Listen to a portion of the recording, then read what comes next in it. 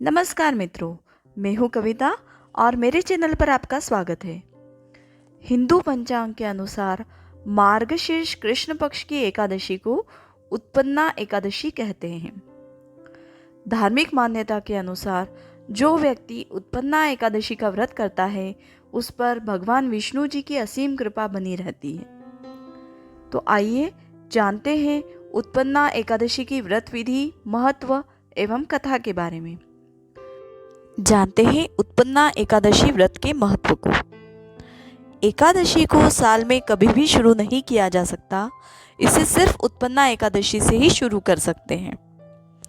मान्यता है कि जो मनुष्य उत्पन्ना एकादशी का व्रत पूरे विधि विधान से करता है वह सभी तीर्थों का फल वह भगवान विष्णु के धाम को प्राप्त करता है।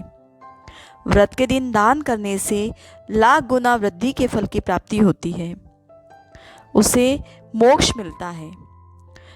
इस व्रत को रखने से व्यक्ति के सभी प्रकार के पापों का नाश होता है।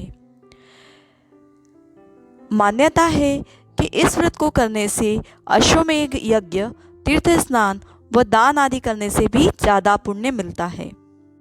अब हम जान लेते हैं उत्पन्ना एकादशी की व्रत कथा के बारे में। पद्म पुराण में धर्मराज युधिष्ठिर के द्वारा भगवान श्री कृष्ण से पुण्यमयी एकादशी तिथि की उत्पत्ति के विषय पर पूछे जाने पर उन्होंने बताया कि सतयुग में मूर नामक एक भयंकर दानव था, जिसने देवराज इंद्र को पराजित करके स्वर्ग पर अपना आधिपत्य जमा लिया था। तब सब देवता महादेव जी के पास पहुँचे। महादेव जी देवगणों के साथ क्षीरसागर गए। वहाँ शेषनाग की शैया पर योग निद्रालीन भगवान विष्णु को देखकर देवराज इंद्र ने उनकी स्तुति की। देवताओं के अनुरोध पर श्री हरि ने उस अत्याचारी दैत्य पर आक्रमण कर दिया। सैकड़ों असुरों का संहार करके नारायण बद्रिकाश्रम चले गए। वहाँ वे 12 योजन लंबी सिंहावती गुफा में निद्रालीन हो गए। दानव मूर ने भगवान विष्णु को मारने के उद्देश्य से जैसे ही उस गुफा में प्रवेश किया, वैसे ही श्री हरि के शरीर से दिव्य अस्त्र शस्त्रों से युक्त एक अति रूपवती कन्या उत्पन्न हुई। उस कन्या ने अपने हुंकार से दानव मूर को भस्म कर दिया। जब नारायण जागे तब कन्या ने उन्हें सूचित किया कि आताताई दैत्य का वध उसी ने किया है।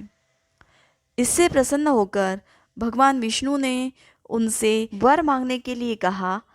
कन्या ने कहा कि अगर कोई मनुष्य मेरा उपास करे तो उसके सारे पाप नष्ट हो जाएं और उसे वैकुंठ लोक की प्राप्ति हो। तब भगवान ने उस कन्या को एकादशी का नाम दिया और वरदान दिया कि इस व्रत के पालन करने से मनुष्य जाति के पापों का नाश होगा और उसे विष्णु लोक मिलेगा।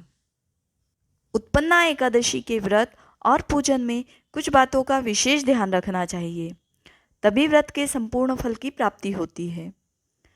एकादशी के दिन सुबह उठकर व्रत का संकल्प कर शुद्ध जल से स्नान करना चाहिए।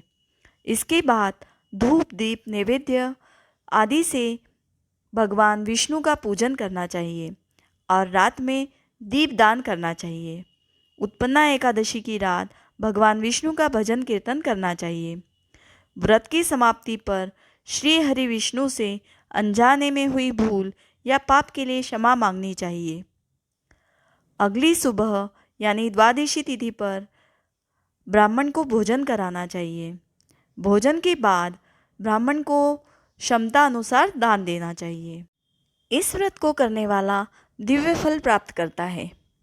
यदि आपको ये जानकारी अच्छी लगी हो तो आप इस वीडियो को लाइक करें और यदि आप मेरे चैनल पर नए हैं तो चैनल सब्सक्राइब कीजिए, साथ ही बेल बटन प्रेस कीजिए जिससे मेरे आने वाली सारी वीडियोस की जानकारी सबसे पहले आपको मिल सके। साथ ही इसे शेयर करें।